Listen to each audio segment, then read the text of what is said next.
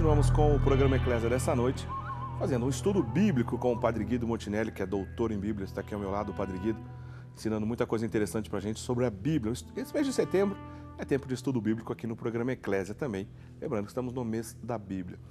Um recadinho rapidinho para vocês antes da gente continuar a nossa conversa. Olha só que interessante, de repente você pode fazer uma viagem para a Terra Santa, né, com o Padre Eduardo. O Padre Eduardo e a Capricho Turismo estão preparando uma viagem muito interessante para a Terra Santa. Serão 10 dias de uma experiência inesquecível. Você vai conhecer o Mar da Galileia, Cafarnaum, a cidade de São Pedro, o Monte Calvário, o Cenáculo e muitos outros cenários que você encontra narrado nos Evangelhos, né? É um roteiro imperdível, viu, gente? Elaborado por um historiador com profundo conhecimento da Terra Santa, aprovado e indicado por diversas autoridades eclesiásticas como um dos melhores roteiros para a Terra Santa. Ligue agora mesmo e reserve o seu lugar. Olha só, liga no telefone 011 4523 0782, lá para o pessoal da Capricho Turismo. O valor é acessível e está tudo incluso. Transporte aéreo, todas as taxas de embarque, hotéis, pensão completa, passeios, ingressos, seguro médico de bagagem, além de todas as transferências, o apoio de um guia. Olha só, embarque nessa incrível viagem com o Padre Eduardo e a Capricho Turismo para a terra natal de Jesus e viva os passos das novenas das mãos ensanguentadas de Jesus pessoalmente. Né? Você que é devoto às novenas das mãos ensanguentadas de Jesus, é uma boa oportunidade para você, de repente, fazer esse passeio interessante. Liga já, 011 4523 0782, reserve o seu lugar, tá bom? Quem sabe você não consegue embarcar nesse passeio, será uma experiência incrível, né? Fica aí a nossa dica, viu? Liga lá, reserve o seu lugar. Estamos falando no programa de hoje, continuando então nosso tema, sobre os livros sapienciais do Antigo Testamento. Padre Guido, o senhor lembrou para a gente que a classificação entre históricos, livros sapienciais ou didáticos e proféticos vale tanto para o Antigo quanto para o Novo. Perfeito. No programa de hoje a gente está conversando sobre os livros sapienciais do Antigo Testamento. Sim. Mas se a gente fizer um dia um programa sobre os livros sapienciais do Novo Testamento, quais livros seriam? São as 21 cartas do Novo Testamento.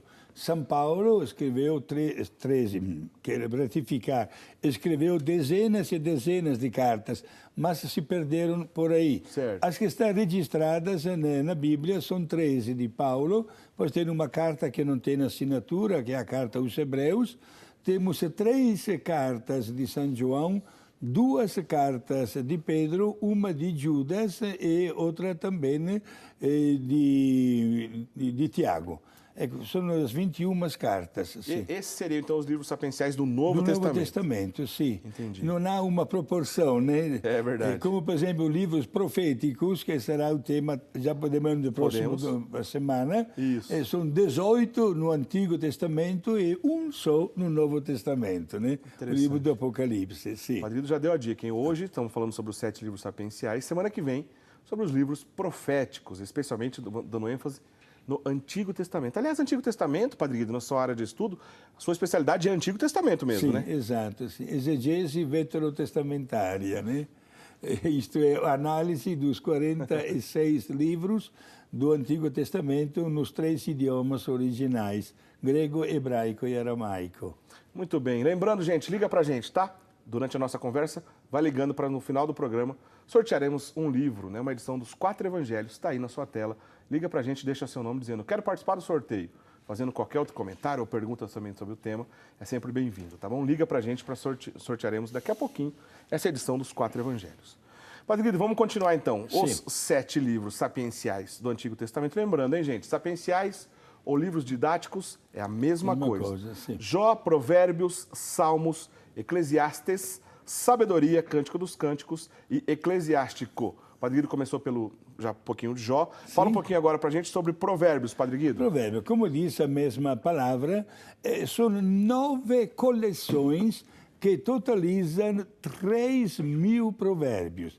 Provérbios são aquelas frases bem sintéticas, curtinhas, de grande utilidade. Nós também usamos este estilo de vida, digamos assim, uma frase, por exemplo, que eu sempre digo, o amor aumenta através do conhecimento. É um provérbio, né, de uma sabedoria popular. Temos provérbios que se referem à casa, à ética, ao comportamento social, à alimentação, aos bens materiais, etc.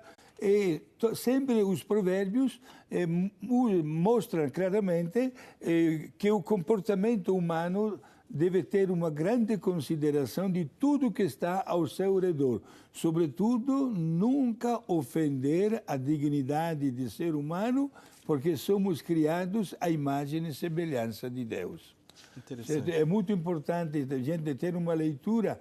Claro que tantos provérbios do Antigo Testamento dizem respeito à vida social da época, com comparações que talvez para nós não tem. Por exemplo, até chega a dizer, por exemplo, se o burro que você tem cai num buraco, é de dia de sábado. Gente, é verdade que é o dia de respeito para o Senhor, mas olha, tira o animal do buraco também. Isto é, usa um sentido prático das coisas. Procure fazer de tudo para agradar sempre a Deus e não criar nenhum problema com o teu vizinho de casa. Como é importante também respeitar as pessoas com as quais nós nos relacionamos diariamente. Padre Guido, não deixa de ser um roteiro pela sabedoria também, né? Sim. Porque se a gente está falando de livros sapienciais, de sabedoria, os provérbios não deixam de ser isso, conselhos e um roteiro para uma vida também, vamos dizer assim, dentro dessa mística da sabedoria? Sim. Os 7 livros são chamados de sapienciais porque ensinam. É uma sabedoria constante aplicada à vida prática. Certo. Como nós vamos ver também no livro que vem logo em seguida, por exemplo, que talvez é o mais conhecido, né, dos Salmos. Você está falando dos Salmos, né? Salmos, sim, que são uma coleção de 150 salmos, de autoria, uma boa parte deles... Né, por falar em autoria, antes do senhor dizer aí, sim, justamente a pergunta aqui de uma telespectadora nossa, bom, é claro que quando a gente vai falar dos livros sapienciais, né, e os Salmos estão nessa lista, certamente muitas dúvidas sobre ele, porque, como o senhor disse, talvez sejam o mais famoso, mais lidos, né, dos livros, principalmente do Antigo Testamento, entre os sapienciais, certamente é o mais conhecido. Sim. A nossa telespectadora, Dileta Bouzan, de Roca Salles, Rio Grande do Sul, aliás, a gente está recebendo bastante participações dos nossos amigos do estado do Rio Grande do Sul. Um grande abraço aos senhores. A nossa amiga Dileta Bouzan, de Roca Salles, Rio Grande do Sul, está perguntando justamente isso. É possível confirmar que foi o rei Davi que escreveu os Salmos, Padre Guido? Olha, o rei Davi com certeza escreveu muitos salmos, mas dona Dileta, isso, exato, dona Dileta, mas como acontecia já naquela época e hoje também, há pessoas que talvez emprestam o seu nome, como se diz, colocavam o nome de o rei Davi quando talvez não era ele. Mas a maioria dos salmos são de autoria do rei Davi. E também outros salmos foram escritos nos momentos mais difíceis do povo de Israel, quando estavam no exílio da Babilônia. Quando estava lá, que digamos assim, que caiu a ficha na cabeça deles, e dizia, o que nós fizemos? Ofendemos a Deus e agora estamos sofrendo um castigo merecido, né? E é aí que as pessoas inventavam até poesias para pedir perdão a Deus. É uma espécie de uma linguagem de lamentação. De lamentações. Mas sempre como o senhor estava dizendo, sempre de maneira poética, né, Padre Guido? De maneira poética. Por exemplo, temos o Salmo 132, que diz o seguinte, que o povo lá na Babilônia, o povo inimigo, solicitava o povo de Israel para que cantassem. E eles, alguns salmos, e o povo respondia, não temos ânimo, não temos coragem de cantar ao nosso Deus porque estamos no exílio, porque nos sentimos cheios de vergonha por ter criado uma situação de vergonha diante de Deus. Entendi. Por isso, né? Agora, meus amigos, quais são os salmos de maior destaque? Por exemplo, se trata de pedir o perdão a Deus, temos o Salmo 50, conhecido com a língua latina miserere, isto é, Senhor, tende piedade de nós, né? É um salmo penitencial muito apropriado, certo? Mas temos também salmos de louvor, salmos de gratidão, salmos quando vivemos situações particulares, no nosso silêncio, quando estamos participando de tanta alegria, queremos também agradecer a Deus por uma graça alcançada, né? Isto é, os salmos preenchem aquela que é a postura do comportamento humano, porque em todas as nossas emoções temos uma oportunidade de dialogar com Deus. Mas a própria palavra salmo, né, que tem origem no grego, de uma palavra psalmo, né, Padre Guido, significa melodia. Né? Melodia. Inicialmente, Diácono Eric, os salmos eram cantados na hora mais triste da vida, Certo. na hora da morte.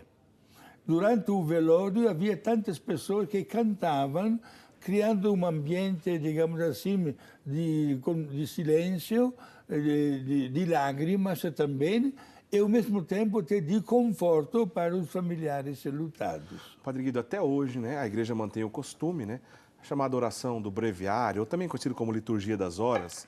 É uma oração para todas as horas do dia, a oração da manhã, é feito em toda a vida religiosa, principalmente dentro dos mosteiros, mas também para quem vive fora deles. Os leigos também podem rezar, não é proibido, né? Os leigos podem rezar. Diáconos também, né? Diáconos, né? Os padres, os diáconos, os religiosos têm por obrigação. Agora, qualquer leigo pode rezar. Essa oração das horas, né, ou breviário, é baseado nos salmos, né, Padre Guido? Somente os salmos, minha gente.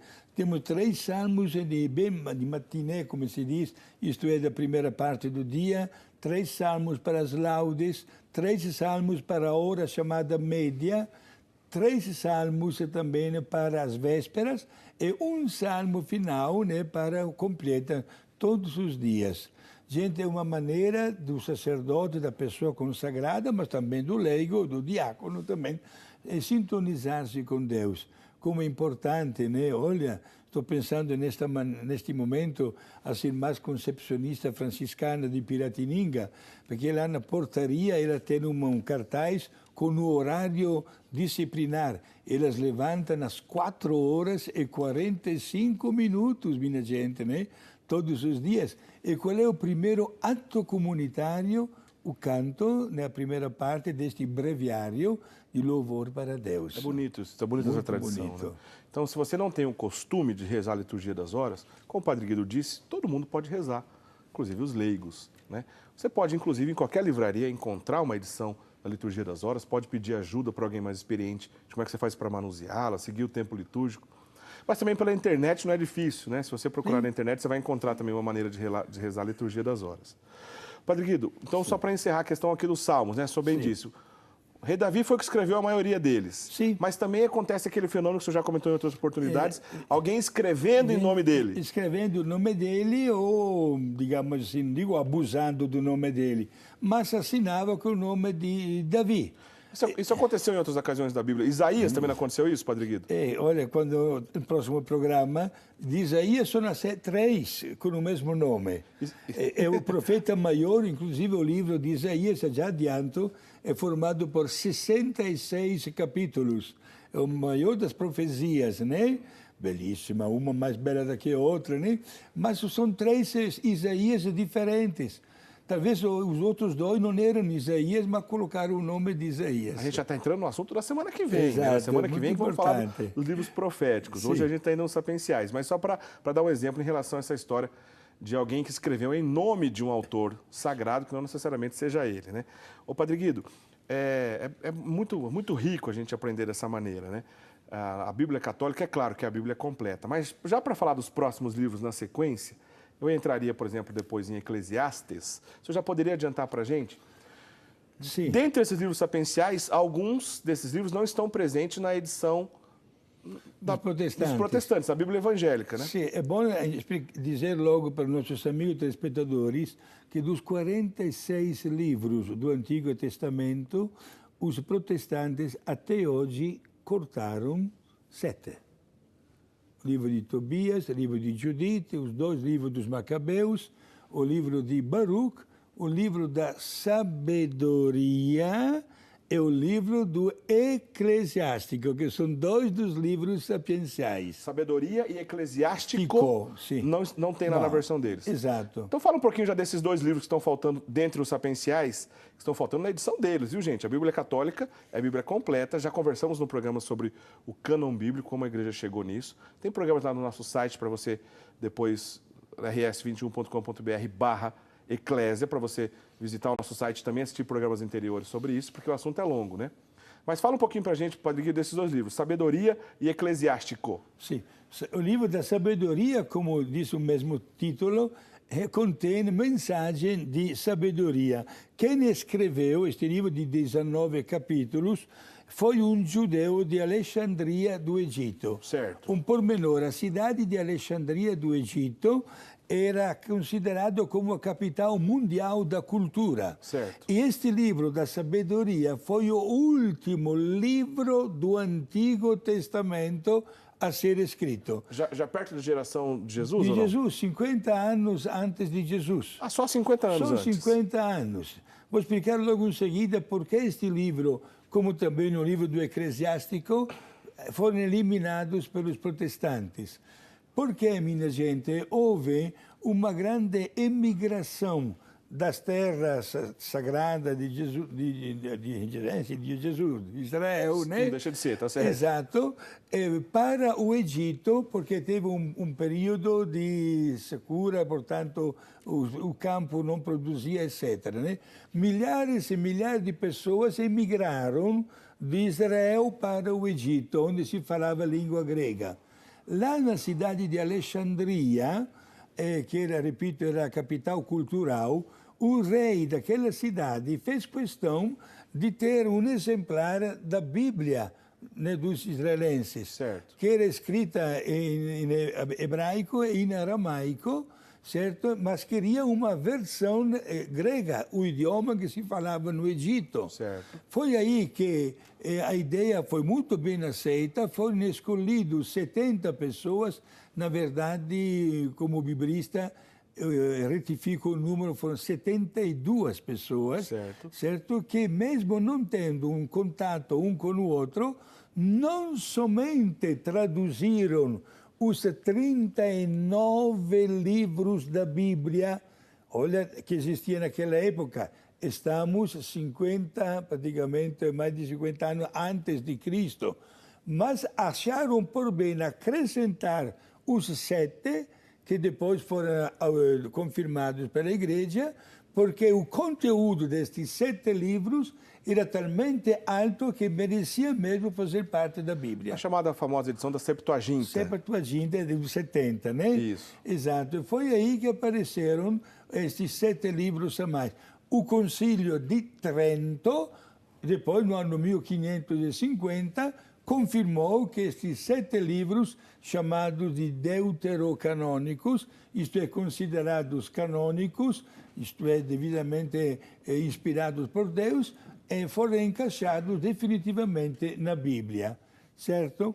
E os protestantes, com o Concílio de Trento, para mostrar que não estavam de acordo, logo tiraram os 7, e até hoje é assim. Entendi, Padre Guido. Então, o problema é antigo, né?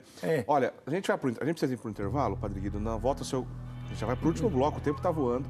O senhor explicar para a gente dos livros que ainda faltam. Eu só quero agradecer rapidamente aqui a Ângela Rosalina Rossi, da cidade de Araras, que acabou de se tornar sócio aqui conosco durante o nosso programa, ligou para ficar sócio. Você sabe como é que funciona, né? Você que assiste sempre o programa Eclésia. Essa emissora é sustentada através dos nossos amigos associados que ligam para a gente, fazem o seu cadastro. Cada um vai doar da maneira que pode, né? Da maneira que pode.